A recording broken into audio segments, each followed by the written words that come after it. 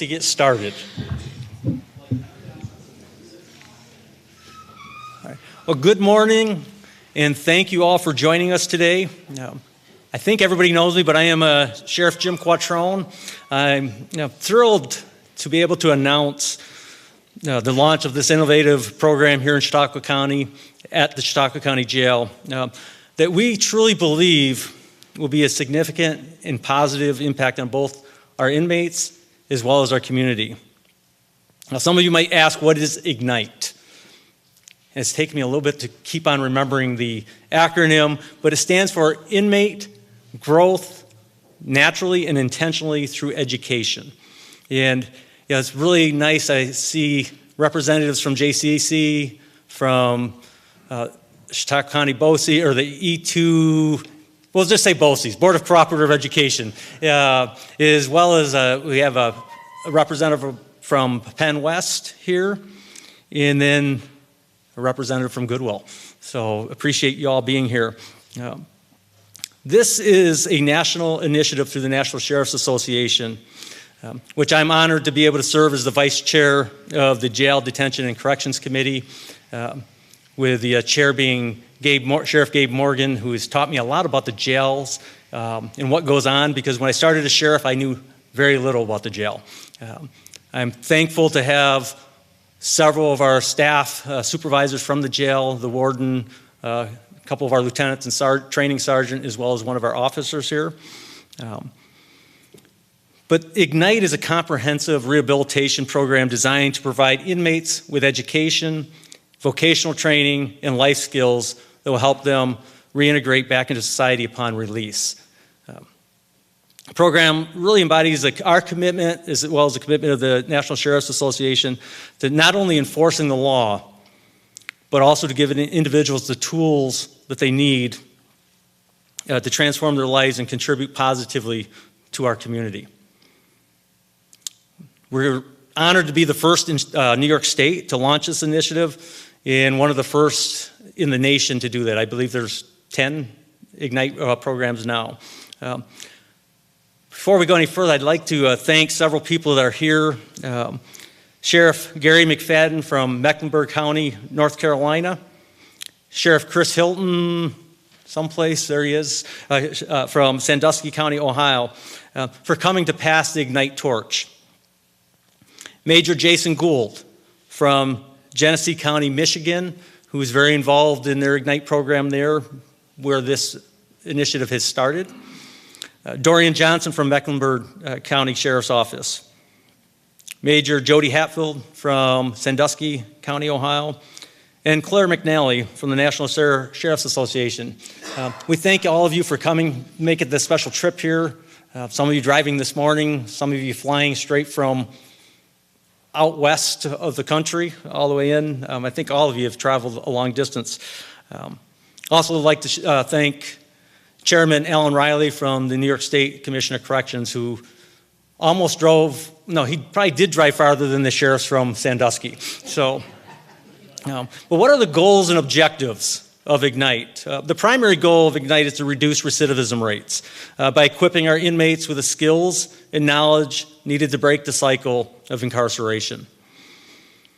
We aim to empower our participants to become self-sufficient, responsible, and law-abiding citizens upon reentry into society. And by focusing on education and skill building, we believe that the participants will have a greater chance of securing employment and leading productive lives. So our components, we're going to look at education. Our inmates will have access to a range of educational opportunities, including basic literacy, numeracy courses, GED preparation, and vocational training. This will enable them to acquire valuable skills for future employment. Life skills workshops. The program will offer workshops on essential life skills such as communication, financial management, anger management, conflict resolutions. And these skills are crucial for successful reintegration into society. And then a supportive community. The program will foster a sense of community that among participants, promoting peer support and positive environment that encourages personal growth and mutual respect. I mentioned some of our partners, our hopeful partners, but but I also look in this audience today, and we have members here that work in the jail day in and day out, from our mental health department, help with us with our reentry, our medical department, really to make sure our inmates are healthy, both physically and mentally, is important when they're released so they can reintegrate into society, and I appreciate you guys being here today. And without all of the support, I look around, I see many of our political leaders, Congressman Nick Langworthy's got a representative here, Senator Borrello from New York State has a representative, Assemblyman Andy Goodell is here, presenting our county executive, PJ Wendell, are all here present to support us. And I can't leave out our public defender. Ned Barone has also joined us here. And again, all these individuals are important to make sure we have a successful program. This is a collaborative effort. The success of Ignite program wouldn't be possible without this collaboration of the many stakeholders, community organizations, educational institutions, and local businesses.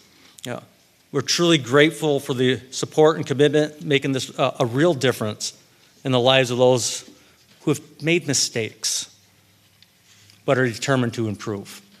And many of those that I talk to our inmates often and tell them that I don't look at them as criminals all the time. They're people who've made mistakes. And I've had a few of them that'll say, and I've made many of them, but who hasn't made a mistake?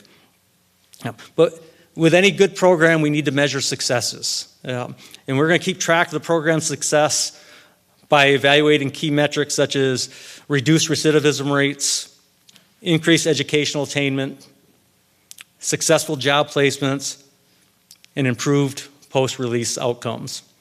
Long-term successes will be measured by participants' ability to reintegrate successfully into society as responsible, law-abiding citizens. So we invite our community members to engage with this program, whether by volunteer their expertise, offering employment opportunities to the program graduates, or supporting participants on their journey through rehabilitation. The launch of the Ignite program represents a significant step forward in our ongoing efforts to promote rehabilitation and to reduce recidivism. We believe that every individual has the capacity for change, and through Ignite, we are investing into a brighter future for both inmates and our community. So thank you for your attention, and we look forward to witnessing this positive impact of Ignite in the Chautauqua County Jail. And as I mentioned, we're honored to have so many special guests here today. We're going to ask a few of them to say a few words about the program, maybe to explain the program a little better. And at the end, we will have a chance for a question and answer. So our first speaker will be Chairman Alan Riley from the New York State Commission of Corrections. Alan previously served as the sheriff in Madison County, New York, and discovered how far it is to drive from there to Chautauqua County. So, but that's a welcome Alan up.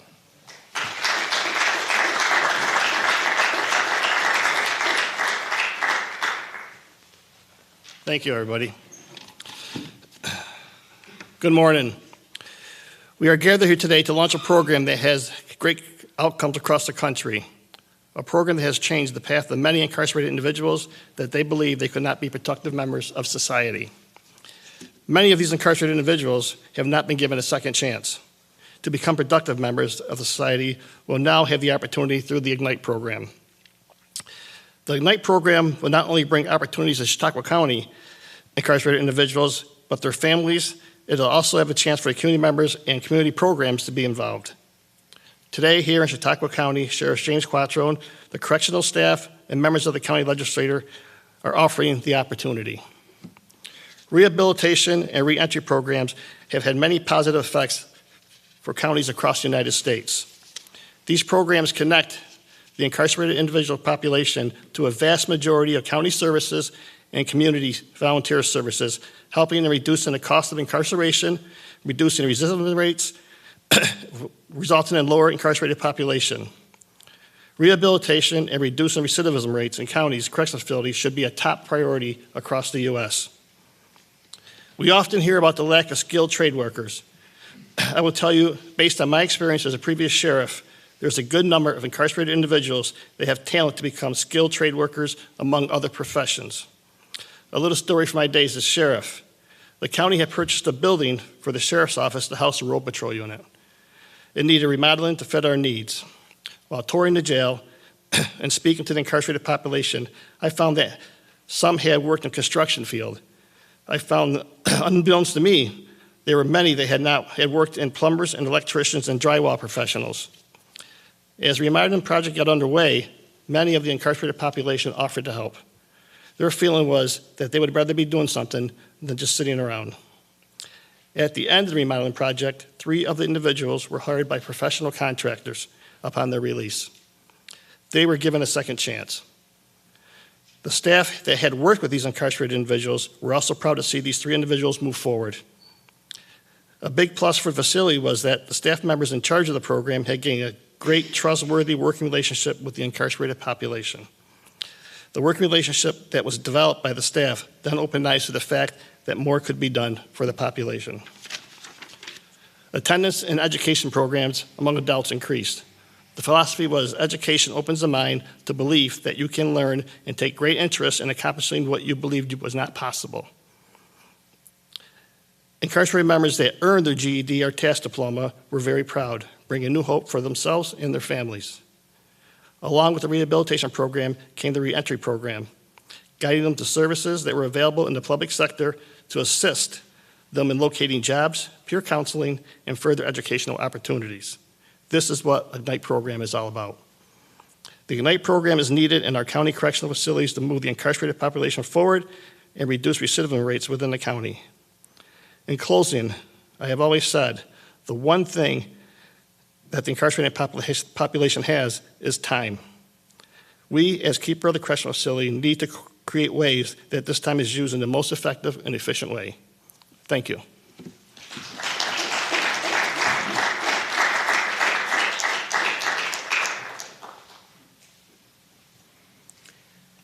Next, I'd like to introduce Claire McNally from the National Sheriff's Association. We're indebted to Claire and all the work that she has done for this program. Being introduced to sheriffs from around this country, sometimes we can be a little overbearing, sheriffs, but Claire keeps us in line and keeps this program moving forward and truly believes in the work that is being happening around the U.S. and continue to hope that it grows. Claire?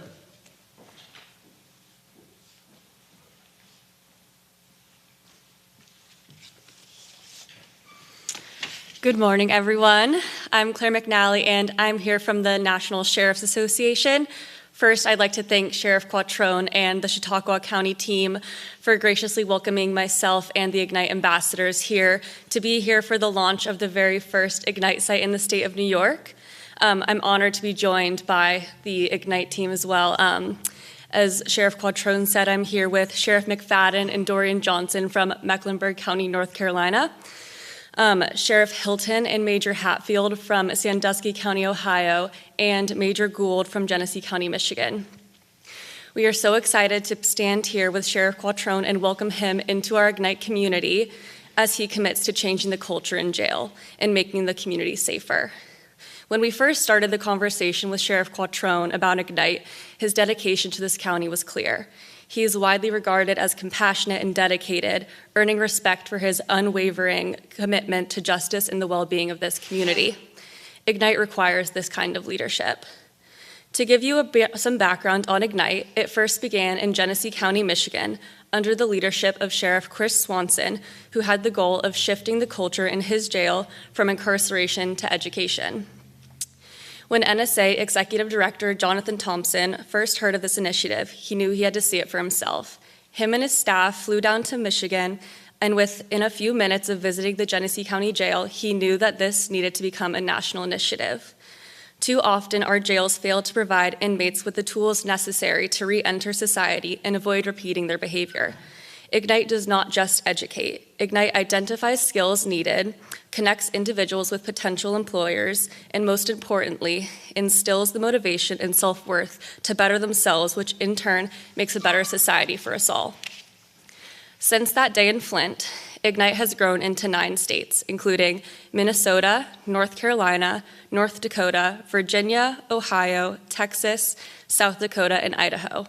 And now we are proud to announce that New York is the 10th state to be a change maker in the world of justice and incarceration.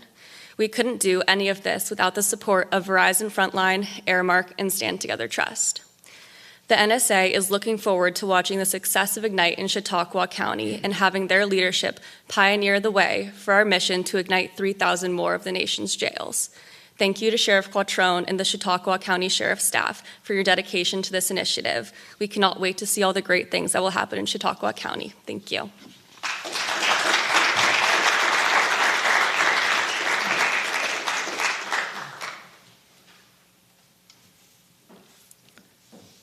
And now it's my honor and privilege to invite Sheriff Gary McFadden from Mecklenburg County, North Carolina. I've had the privilege of hearing Sheriff McFadden speak at some of the conferences. He's got some energy, and he's got a true belief that we can change the culture in our jails, making our communities a safer place. I'd like to say this is an opportunity to be smarter on crime rather than tougher on crime. But Sheriff McFadden, thank you.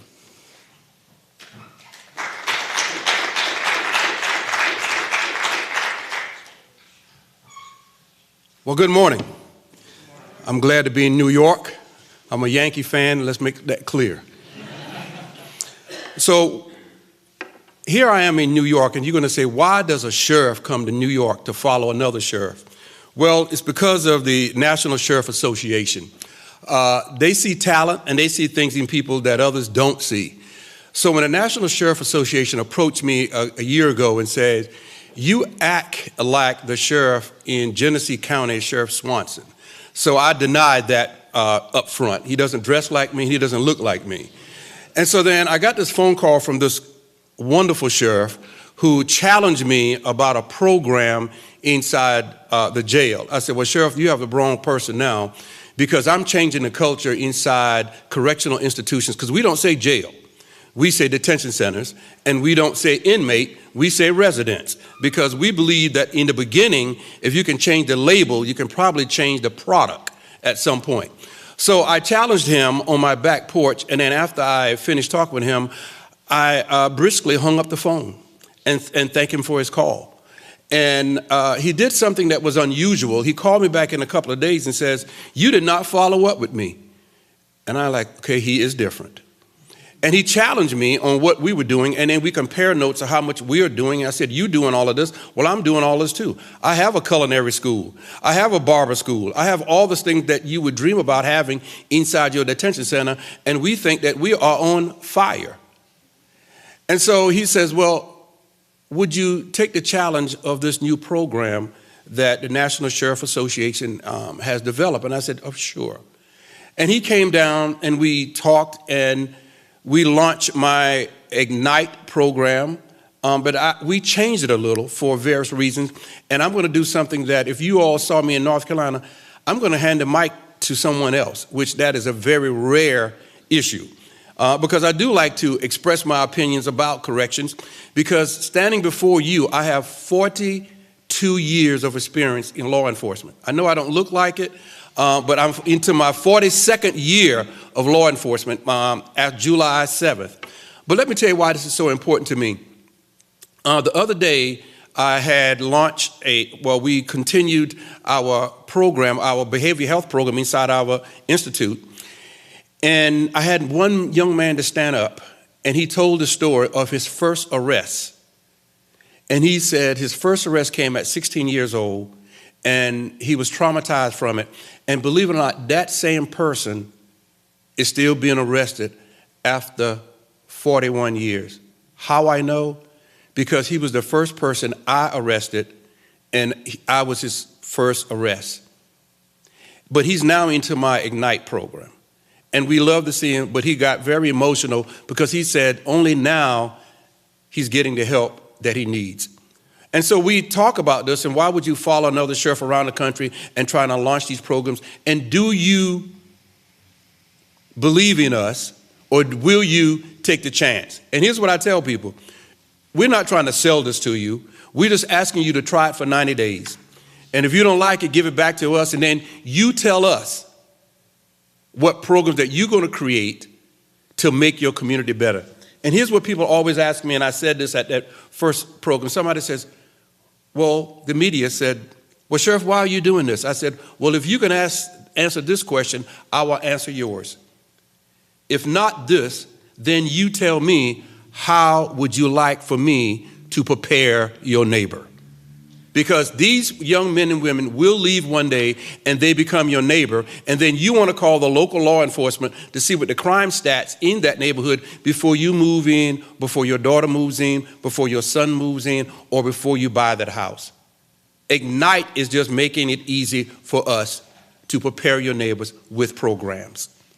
Now, I'm going to do this personal privilege, please, because I brought my program director here, and people don't like us at our agency because we create things overnight, and then we don't tell anybody, and then we launch it, and they're going to say, why? And we always say, because this is what Dorian wants. And I try to give Dorian everything that he has, and even when we saw each other today, they said, where's Dorian? I jumped in a car, and we chatted about some things that they said, y'all have to slow down, y'all don't know what you're doing, and that's all right, because I believe in this program manager. He knows that I believe into him, because he's going to tell you, I'll let him tell you, we're going to launch some things in a couple of days that I'm so excited about it, that it is going to turn people's heads in Charlotte, but that's what we do every day. But I can tell you that we are returning our citizens better than we received them because of Ignite. And I'm thankful for the National Sheriff Association with Verizon and Aramark and all the other sponsors to help us do this. But you have to wonder this, if nothing else, sheriffs are following other sheriffs around the country, creating a program that you never heard about. So this is something you probably need to watch, because I will tell you, after 42 years, I finally love something so much that I will get on a plane in the middle of the night and travel to a city I have no idea where I'm at, to help launch a program. But I'm excited, and I'm going to thank the sheriff for his hospitality and his staff. But if you don't believe in it, give them 90 days, and then you can judge them. But I guarantee you it'll be a good judgment. If I can have this privilege to have my program director, Dorian Johnson, to come up, because he loves these programs as much as I do. Thank you.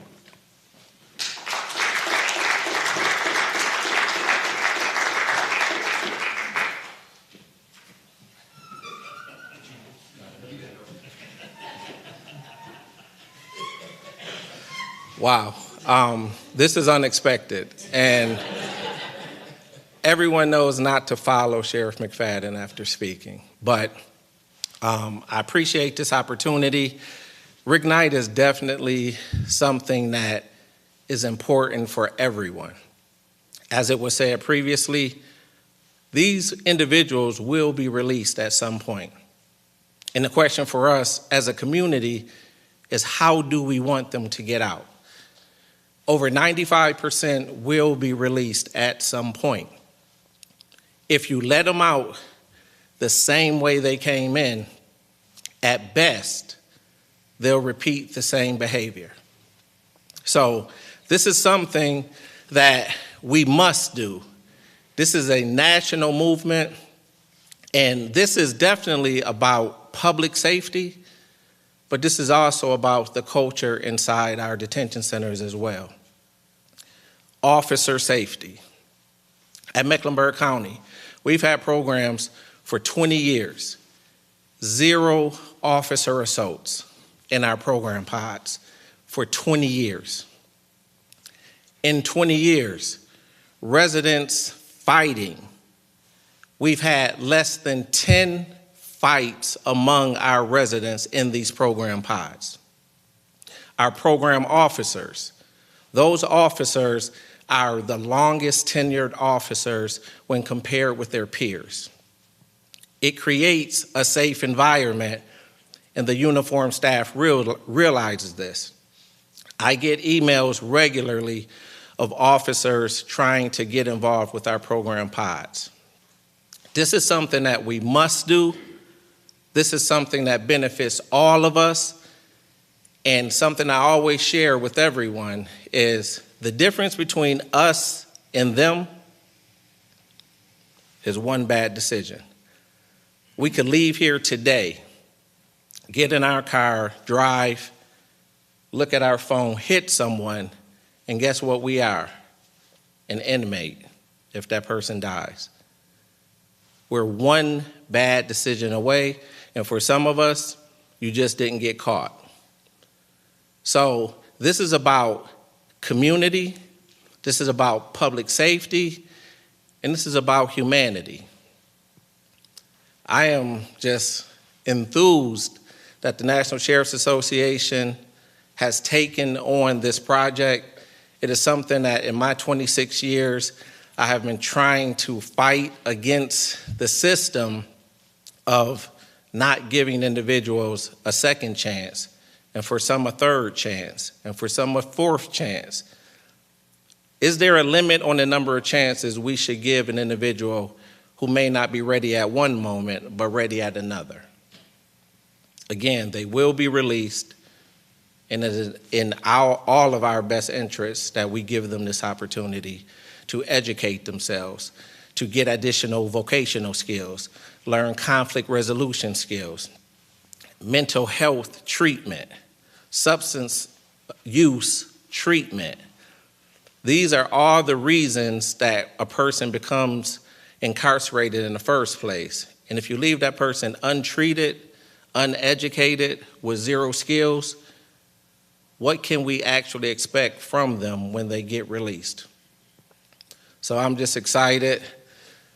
Thank you. I'm from Buffalo, New York, so for this to actually be happening right around the corner from my home city, very excited, and hopefully Buffalo, New York Sheriff will join soon after this. Thank you.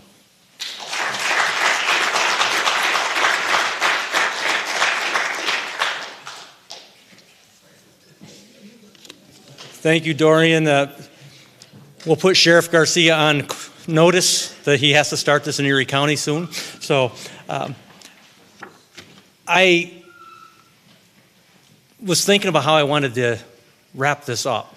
I met Dorian kind of in a office hours call.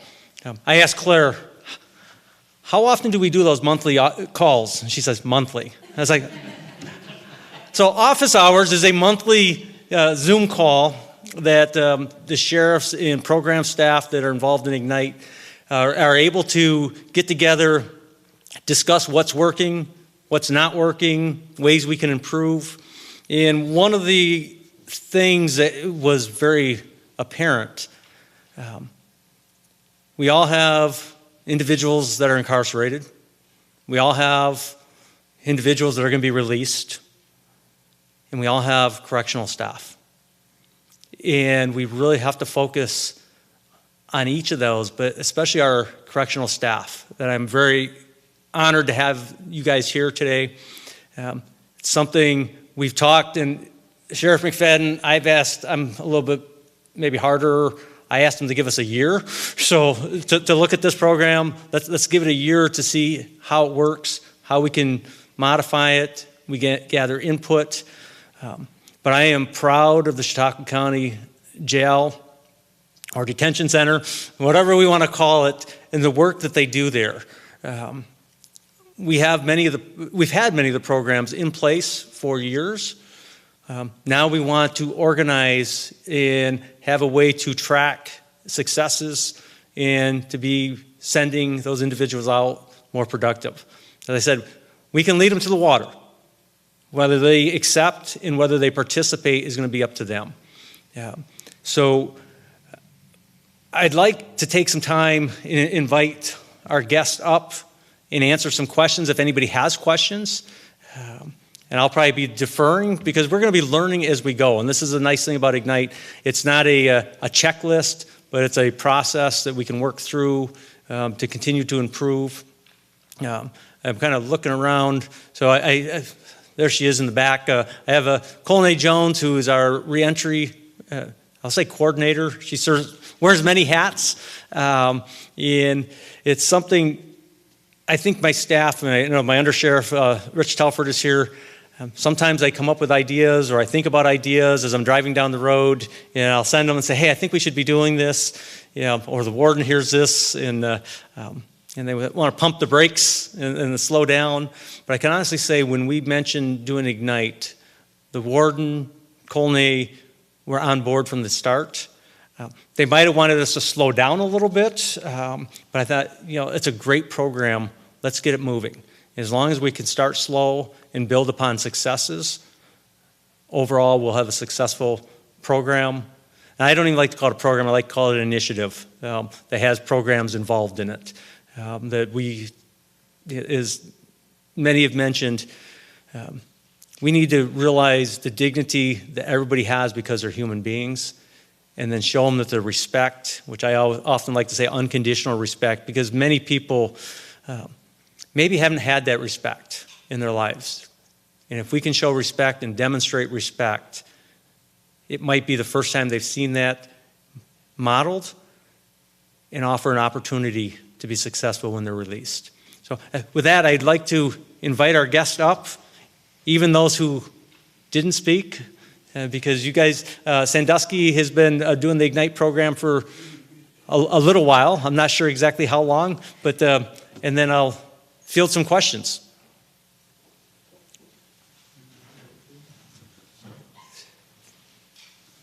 Thanks for leading the way, Sheriff McFadden. I'm sure the public defender's office got some questions for you.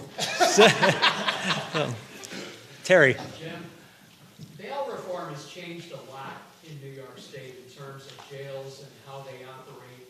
How does this work with that, and how many inmates would be eligible at the jail for this? I will say every inmate will be eligible if they're willing to participate. It would be nice, this is kind of sounds strange, it'd be nice if we knew how long they were going to be in our jail. We never really know. But as we can start programs and connect them with our community resources, hopefully once they start within the jail, if they get released before completing, then we can connect them with a community resource to continue on. Go ahead. Is there any added cost to what you're already doing? It sounds like you're doing a lot of these programs already, but is there any added cost to participate in the Inmate program? There is really no added cost. We're going to be utilizing materials, instructors that we have there. We're hoping to have our community partners participate. I'm not sure if any of the other sheriffs, I'm not sure how, every program is a little different, and this is really based on a meritocracy. So we want to be able to incentivize those that are incarcerated to participate. So some of that might be to recognize them at graduations as they're completing programs. I would just tell you that that's the nice thing about the Ignite program is it can be catered to your facility. I operate a facility that has an average daily population of less than 100 inmates. So it's not the size of his, it's certainly not the size of his, but it's the same program. Monetarily, you'll be shocked and amazed, and I'm sure the sheriff is going to figure that out, and I'm sure Sheriff McFadden can echo what I'm saying. Your community is going to want to support you monetarily because you're doing something. The key words in what he just said are meritocracy. Meritocracy, meritocracy. We're trying to change the mindset. I just gave a keynote speech about this in Wisconsin a few weeks ago. And I tried to explain to them that we're trying to change generational incarceration by changing mindsets. I will tell you there is not a jail, detention facility, corrections facility, whatever you want to call it in this country that is not offering the things that Ignite offers. Every single one of them are. The thing that makes this one so different is we're rewarding and incentivizing and getting them to want to participate. Now, again, New York's laws about lockdown and things like that are different than in Ohio. You know the first thing I do to incentivize inmates to participate in Ignite? Hey, we're going to do this we're going to do this financial literacy class. And everybody that wants to participate can participate. It's completely voluntary. You come out, you sit down, and those that don't want to participate for the 45 minutes as educators there is going to be locked down. So if I'm an inmate, I can go out there and learn about something, or I can be locked down in my cell for 45 minutes or an hour. That's the first step. You got to make it their choice to sit down. And then once they start to participate and they get something out of it, and I'm going to say, I hate to sound like, I'm a parent, once they behave and do what they're supposed to do in that setting, you reward them. It can be something as simple as a nice job. It could be a piece of candy. It could be 45 minutes outdoor rec extra. Whatever you decide you want it to be. And once they understand that if I do this, I get this. I do this, I get this. And then you take it away and you make them do it more before you give them something. And again, it sounds really simple, but you're changing a mindset to understand that if I do something, there is positive results. And that is what makes this different. I will tell you, it's working like a champ in my facility. Anybody ever been to Flint, Michigan in here? Okay, been to Flint, Michigan. Not exactly a destination for vacations, okay? Sorry, Major. My point is this. That's a rough town. They have a facility, 550 beds, Major? 600. 600 bed facility. That's a rough town. And I sent that guy, my chief deputy, and my assistant jail administrator to Genesee County on a vacation for 2 days to learn about Ignite. Within 20 minutes, he's calling me, man, you should see what they're doing here. About a half hour later, my chief deputy's like, oh my God, this is amazing. You should see what they're doing here.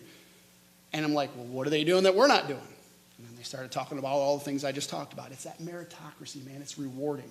Everybody wants to have value. And that's what you're giving people. You're giving them value. And then once they have a little self-worth, all them classes and all those things you want to give them become much easier. You've changed their mindset. You're breaking in generational incarceration. I see all you got your corrections deputies in here, Sheriff. I guarantee every one of them, there's, Father-Son Day about every other day inside the facility, right? You got Grandpa over here, you got Uncle Joe over here, and you got the kid that just now started doing it because he's 19 years old. That's the kind of stuff we're trying to break. I don't want the 19-year-old to see that his dad's doing it, that his uncle's doing it, his grandpa's doing it. I'm trying to change that mindset that you don't have to be that way. I'm going to share one quick story, and I apologize for monopolizing the time, but I was out in Idaho 2 weeks ago launching in Bonneville County, Idaho Falls. They have an amazing setup. There was a judge. I got up and did this same spiel for about 20 minutes, which the major will tell you I can do for an hour and a half. And I was talking about all these things and trying to change mindset and the things we're trying to teach and financial literacy and life skills and all this stuff. And this judge gets up after me, circuit court judge, been a judge for 32 years. And he looks at me and goes, Sheriff, he goes, I never thought about inmates the way you just described them. And he goes on to tell this story that 20 minutes before he came to that show, he was releasing a guy that had been in jail for 23 years. And he'd been incarcerated, in prison. He'd been incarcerated either in a jail or a prison for 27 of the last 31 years of his life. And so the judge is telling him, hey, you're good. Nothing. Are you excited? And this guy looked at him and said, I'm scared to death. And the judge was like, well, what do you mean? He had no idea how to survive out there. And understanding, Dorian made it great about, if we don't do something to change, he's going to do exactly what he's been doing to get back into that position in the first place. And he has no idea. Doesn't know how to be a parent. Doesn't know how to write a check for those of us that are of a certain age. Doesn't know how to check his credit score. Maybe he doesn't even know how to write his name. These are all things that everyone in this room takes for granted. And they're not asking those questions, and we need to incentivize them. We need to reward them to say, hey, man, this is what we're going to offer, and every time you do it right, we're going to let you know. And it's a powerful thing. Major Gould can tell you it's an amazing, powerful thing to watch people actually gain self-worth and self-confidence. And then they want to do it. You're not just offering it to them. Lead a horse, drink water. We're leading them to the water, and they're like, I want more water. And it's amazing. Now, I'll follow that up with one last thing. How do we measure success? It's up to you. It's up to the facility. It's up to the sheriff. It's up to the people. There are bad people in the world. Everybody can shake their head, yes, because they do exist. There is evil. He's looked at it, I've looked at it, every cop that's been a cop for 10 minutes has looked evil in the eye.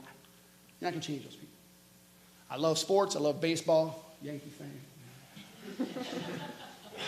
I'm a Gardenians fan. Baseball, I'm a huge baseball fan. And you take a guy that hits a baseball 3 out of 10 times and does it for 10 or 15 years in the major leagues, what do we call him? Probably a Hall of Famer. One of the best to ever do it. When you think about it for a second, he has failed 70% of the time. But what do we focus on? We focus on the 30% of the time that he did it right.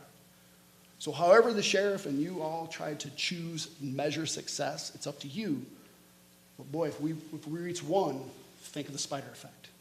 If we reach 2, think of the spider effect. And that's the things that Sheriff Swanson, if you ever get a chance to see that man speak, watch him. You'll be tired when you're done. He is a bundle of energy, but he's got a passion and a purpose.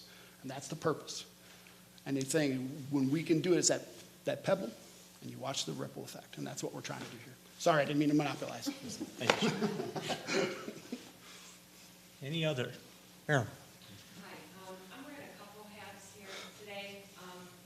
I work for Jamestown Community College. I'm a dean there, and I brought with me Reed Halford. He's our new prison education coordinator. So we're very, thank you, Sheriff, for inviting us. Thank you for joining us. The other hat that I wear is for the Chautauqua County Magistrates Association, with the courts. So, and I oversee educational programming for the judges and clerks. So my question, I see Ned Barone here is a public defender. How are you collaborating or partnering with your courts, your town, village, city, county courts, the judges, staff, in regards to allowing this to be maybe conditions of sentencing or while they're, residents of your facilities? Or how would you engage them? Yeah, so in Mecklenburg County, the first thing we wanted to do is make them aware.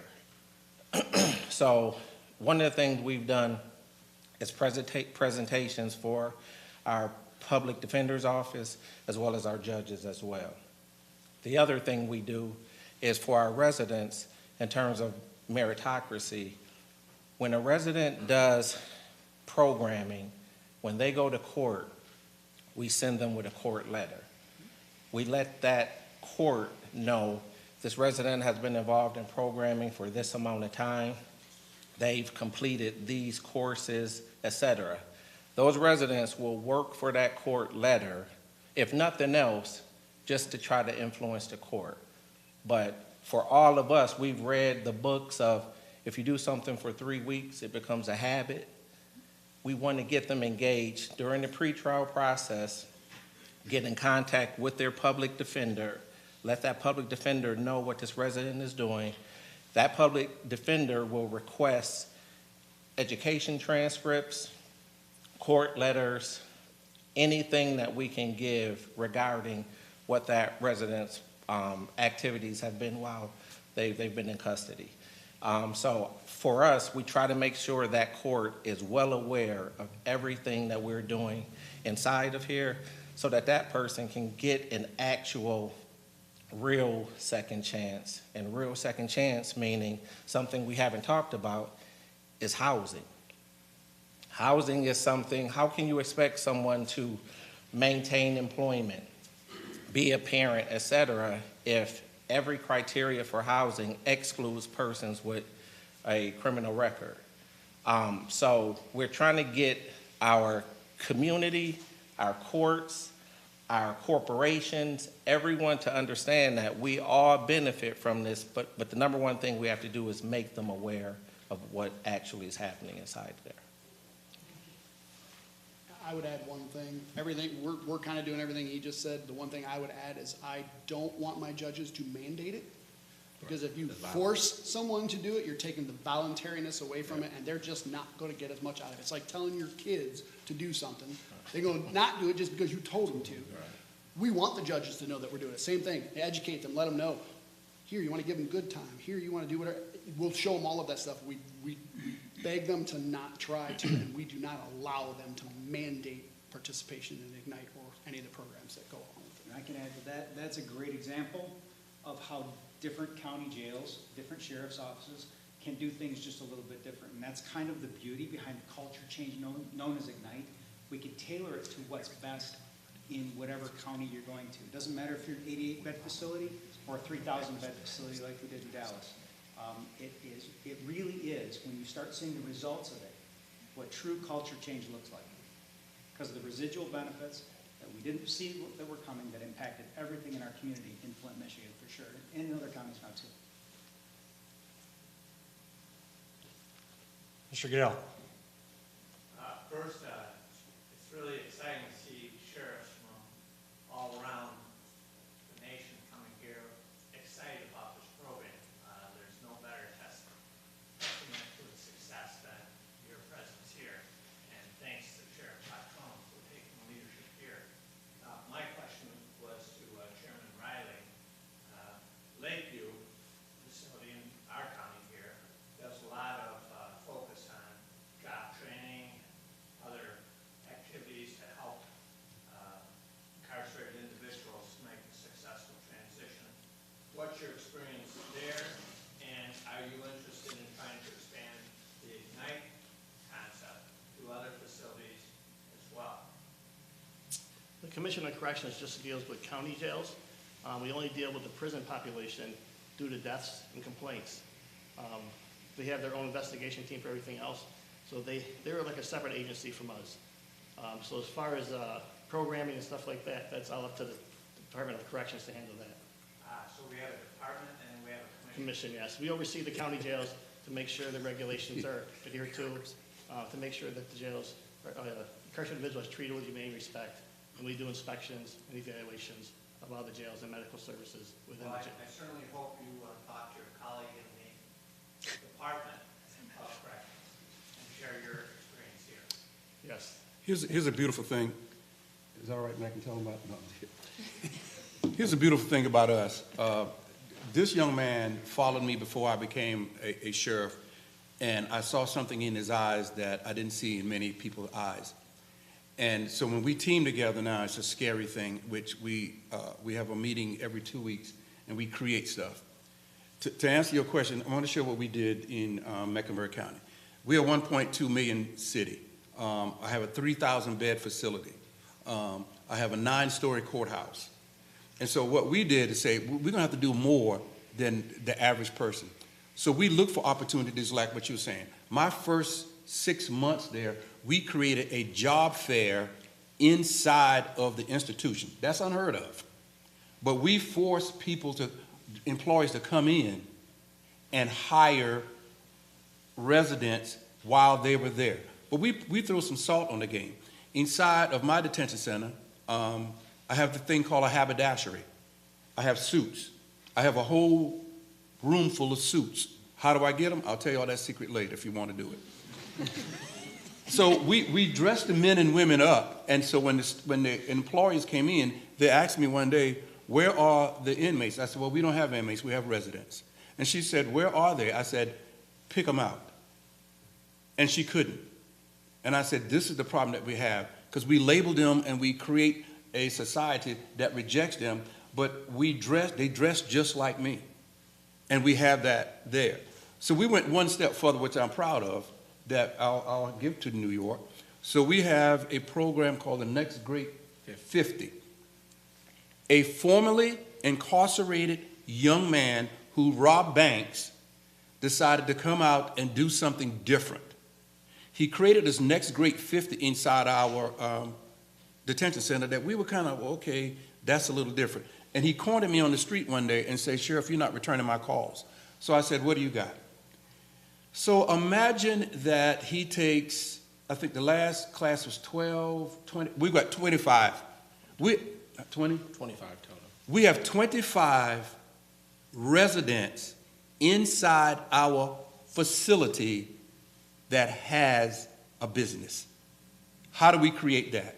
He comes in and teach them how to run a business. When you said it's not a brick and mortar business, which a lot of us have LLCs and companies and it's not brick and mortar. We just said we are entrepreneurs, And so then we have this individual to come in and talk to men and women about starting a business. So if 4 guys want to start a painting service and call Joe's Painting Company, that's 4 individuals start a painting service. It's not brick and mortar, but they paint houses. And so we teach them how to start that 4-man business. And after that 4-man business, we create a website for them while they are incarcerated. After that, we do another step that everybody knows about GoDaddy and all these free websites. We create a free website for their business. So imagine changing their mindset, or that I have a business. It's an LLC. It's a website. But then we went one step further. We have a graduation where all these individuals come out and they graduate. Their families are there, but they can hold up their T-shirts with whatever business that they have created inside. Then we ask the local companies like Lowe's and Home Depot and everybody else to chip in, and you'll be surprised what a $1,500 gift certificate can do for a young man who just want to buy paint brushes and paint buckets and paint a house. That person sees a future. That person will not go back. But that is what Ignite is about. We have to change the culture. And of course we know we have to change the culture of law enforcement and some of the mindsets of our law enforcement officers inside, because they are the same as the individuals. Why? Every law enforcement officer does this when we stand up.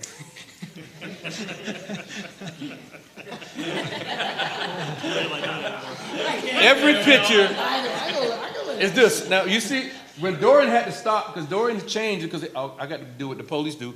But when he stood there, he was like this. Then he looked down and he said, okay, I have to do this. That is the culture that we are trying to change. And so imagine you can walk out to a restaurant and a manager says, I don't know who you are, but I have 2 young men in the back are going to pay for you and your wife's lunch. And I walked up and looked back and he says, who are you? I said, I'm the sheriff. Who are these guys? I said, they are graduates of my programs. Not my inmates, not somebody I arrest. They're graduates of my programs. What do you think he says?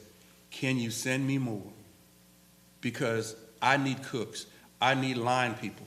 And you know what? That's a good feeling when you have. And that's all we're trying to do is change the culture of law enforcement and make your community safer. But that's what we do also. We give them those opportunities to be hired, and we give them opportunity of sense of worth and humanity, and then we just bring it back. We're just excited about this, if y'all can tell. Ned, did you have a question? Thanks, Jim, I appreciate it. Thank you all for what you're doing and what you've initiated here in this county. I think it's a wonderful idea.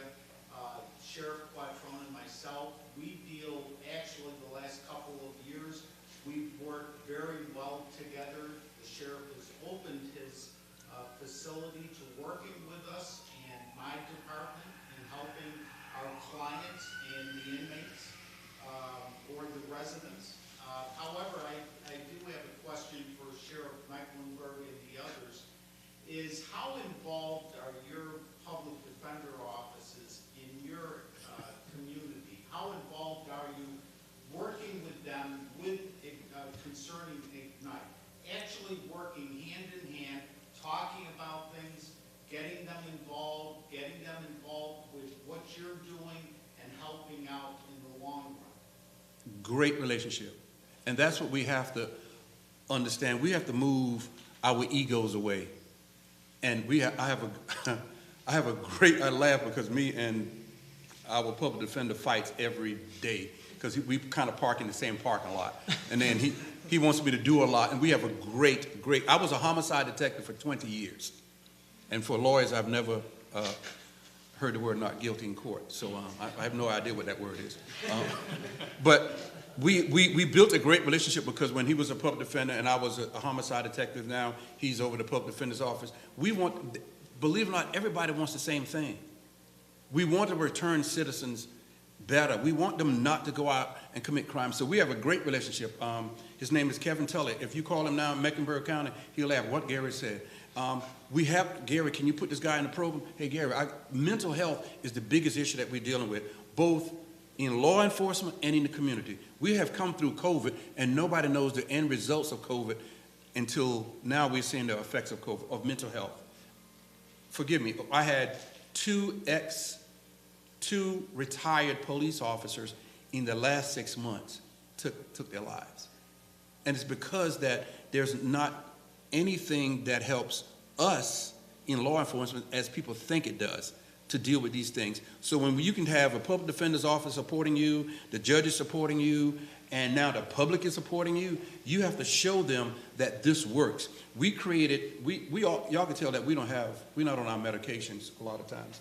And so we created a thing where we had 20 to 25 people to come in to have a conversation with our residents, one-on-one. Then we had a meeting. So we're going to create something in a couple of months called Guess Who's Coming to Dinner?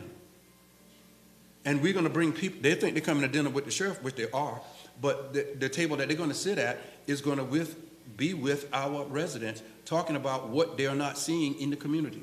We do things that of unheard of, PTA meetings, right? Still old school. PTA meetings. We have Zoom calls with parents and their schools about their kids. That just changed. You care about us? Yes, we care about us. We had an election a couple of months ago that one of our state officials lost an election by 425 votes. You know what I said to her? If you had came to me, I think we could help you win. And she said, why? I said, I have 455 residents inside my detention center registered to vote. We allow our men and women to register to vote. Bringing back humanity, setting the fire is what we're trying to do. You can't change the culture unless you want to change. But you have to take that step, and you will hear the naysayer. Well, I wouldn't do this, and he will hear that. Why he's doing this, but then tell us what we need to do. You can't find anything else for us to do. You can't put it together. But what Ignite did is like build a team. You have a bunch of nice players all over the country playing basketball, but you really need a coach to coach you, to bring you all in to work together. You will never see any other organization that sees sheriffs come together, jump out of a plane, come just to support another sheriff, if it's not a convention. And so this is why it's so important to us, because we all face the same problems across the United States in law enforcement and in our communities. There's no difference in the size of the jail. The criminal's the same size. The crime is the same. And so we're just trying to create better citizens for us to have safer and better communities. I'll take one. Julia, you had your hand up. And then, of course, now my county executive put his hand up. Sure. But I might have to take two. That's county got money. I don't know if there's anybody here who can speak to the metrics of, like, what have you seen in the counties that have been doing this, your recidivism rates specifically? I was looking for that. I'll quickly do that, and then I'm going to defer to Major Gould. So I will tell you that we have, I would say, what I would call anecdotal evidence that it's working. I describe Ignite, if it's done appropriately in the way it's designed to be run, as at its very worst, it's behavior modification inside your facility. At its very best, you're obviously providing people opportunities that they probably would never have had if we weren't doing. And there's a lot in between. One of the things that my jail administrator informed me after several months of doing Ignite inside our facility, that our complaint reports that we would get from Friday to Monday, and that's where a CO has to have some kind of interaction with an inmate, generally negative, but at least something that they have to put on paper. Where it was 25 to 30 over a 3-day period inside of my facility with 100 inmates, it went down to like 3 or 4. And a lot of it was, we'll take Ignite away from you if you don't behave. I hate to say that, but that was the mindset. That's how you get to change that. So again, anecdotal. But I will tell you, and again, I'm going to defer to Major Gould, the Genesee County program, the initiative with Ignite, is being studied by a University of Harvard and a University of Michigan analyst, whatever, however you want to call it. But you're talking two people from very reputable institutions that are doing a 5-year study. Major Gould, if you want to elaborate. So yeah, thank you. So in Genesee County, we launched Ignite. It was Sheriff Chris Swanson's idea. We launched it September 8th of 2020. We've just marked our 3-year mark. In those 3 years, we've achieved 225,000 contact teaching hours. In our jail, and just like we've described, it's adaptable to each jail. But in our jail, we use 3 different types of educational processes. We have a relationship with our local school district that does GED and high school equivalent training on top of enrichment learning that's all done online. Then our skilled trades element came in because the unions came to us and said, look, we need workers too. How do we teach them to be an electrician or a welder or a pipe fitter? How do we do that? Obviously, you can't bring those materials into a jail, so we do it on virtual reality. And that works really, really well. The third one is our social media presence. When we have a social media presence and we get this message out to all of our community, the community comes back and says, hey, we want workers, we want to be part of this too. How do we do this? So we have people like from tire shops that come in and say, we want to teach people the fundamentals of changing a tire, or doing brakes, or shocks, or struts, or whatever. Or we'll have the financial literacy, the credit unions come in and teach people how important it is to have a good credit score and hey, you know, what that means to them. A lot of them don't know. It doesn't matter what you're introducing to those people. As law enforcement, we're not experts in education, but we know inmate behavior. We know residents' behavior. And we know that if we can get them to do what we want them to do, thinking it's their idea, that's one of the definitions of leadership. So to speak to the metrics, we do have researchers from Harvard University, Harvard Kennedy School, and Brown University, University of Michigan that have been on site for about 18 months, and they're doing their study now. And although the results are not able to be released right now, I can tell you it looks good.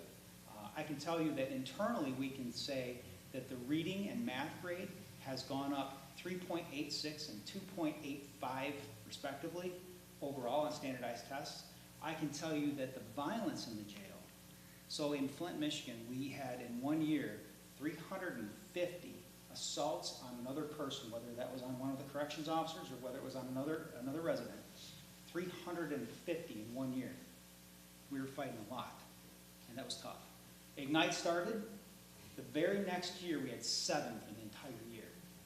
So we calculate that to about a 97% reduction in violence, which has affected so many other things. We retain more employees now than ever before. Workman's comp is less. Risk management is happy. It's just affected so many things. It's a completely different jail than it was before Ignite. So of those metrics that we are collecting and all of those different programs that we're running, we're seeing positive effects from all over the place. It is a little early in the game, only 3 years in it, to see true numbers on recidivism. The longer this goes on, the more accurate numbers we'll have with that. But we have the stories that some have been shared here. We've had, and just real quick if I could, we have information of one particular inmate that's sticking in my mind right now that's always complained about how bad he was treated in the jail. And we overheard a conversation between him and his mother on the phone. And he offered this to us, so this is something that we were able to listen to. And he says, I'm learning how to drive an 18-wheeler, a CDL. I'm not getting certified in it, but I'm learning the basic fundamentals of it. And when I get out, and he knew he was going away to prison for 10 years, when I get out, I'm going to start a business. It inspired his family, and specifically his mother, so much that she went out, she became an 18-wheel driver, started the business, and was heard that she was going to turn the business over to him when he got out of prison. This family has the same last name that's been coming to jail generations in the 25 years I've been there. They won't be back in the jail because now they're doing well with their own business. So that's kind of the power of Ignite, and it really is what true culture change looks like. Truly the last question. Mr. Wendell. No, it's really not even a question. I'd just like to thank you for exposing this to our sheriff. You know, when the sheriff came to me and said this, I don't really ever question his ideas as an issue. He said, we're going to do it, like, sure, get on board. And Commissioner, I think you said it best. If you listen to the title, we're Commission of Corrections. And are we correcting behavior if we're putting them in there, throwing away, locking them up, throwing away the key? That, I think, is what's unique. I like the fact that we're the first county in New York State where the tip of the county, the tip of the spear, if we turn New York State on its side. So I'm really excited that we're going to be the first ones. Really excited about the sheriff and his opportunity. I can tell you this, not because he's here, because we have an audience, but you will not find a man who's more passionate about correcting the behavior. And Sheriff Hilton, you said the best part is it's a mindset. And that's what we have. We know the names in Jamestown and Chautauqua County that are the same people. You mentioned one or two of them, and everyone here will know who they are. But if we can change one of those families, they're not coming back. and correcting that behavior, that's what we're here for. So I can't, can't be any more excited about this, as we move forward. And theoretically, if he's doing his job and this program is successful, the cost will start to diminish in our jail as compared to the cost going up, and that is something that I'm really excited. Not so much the reduction in cost, but how we're going to change the mindset of our individuals in this jail. Thank you. In closing, back in 2010, two of my mentors, Charlie Hodges and Rick Huber, we met, and Rick challenged me. I always said I enjoyed arresting people because usually they needed to be arrested. But I realized we weren't doing anything to help them beyond the arrest. And we were seeing the same people over and over again. We started a day center known as UCAN and then transitioned into a residential. That really has opened my eyes, and part of that is through a fellowship I was able to do with Chuck Colson through Prison Fellowship Ministries. I learned a lot through him, and so a lot of credit to that. But as I look around this room, the support we have in Chautauqua County, I can't help but to look at Dr. Courtright up there. We kind of started our criminal justice careers together at Jamestown Community College. We both distinctly remember sitting in Professor Hearn's class. I'm not sure how much we learned in that class, but we remember each other, and so I appreciate him being here. And our chaplain is here, Pastor Leinhardt, who I can vent to at different times, usually over a cup of coffee. So I appreciate that. But today I also want to thank the Jackson Center, Kristen, for your assistance. And it was a phone, actually it was an email, a quick email, and it was not even a hesitation. It allowed us to be here, and the rich history that goes on here. I know Sheriff Hilton was really enjoying it. But I would like to invite everybody to join us for light refreshments downstairs. And I would be remiss, we have two county legislatures here. I already introduced one from Senator Browell's office, but Lisa Vanstrom, and then Travis Heiser. And the reason I want to bring that up is we've had great support from our county government at the jail, allowing us to properly staff the jail, which allows us to do programs like this. And truly, because of the support we have, we've been able to reduce the amount of forced overtime, the amount of just overtime in general, but I really haven't looked at the amount of sick calls, but no program can run without the staff and the support of the staff. And so without the backing of the county government, we wouldn't be able to be where we are. I think we're pretty close to being fully staffed, which is probably one of the rarities in New York State and probably across the country. So I appreciate that, and that's a testament to our staff who I think now encourage people when we see applications coming in, it's because of many times our staff encouraging people to apply. And then any of my lack of organization, my lack of good ideas is mine. My good ideas usually come from my father, who instilled a lot of this stuff. A couple of things people mentioned made me think of him. But then my administrative assistant, Reva, who keeps everybody in line. She is the watch guard of my office, and so the organizational comes from her. So, but please join us downstairs, and again, thank you all for joining us.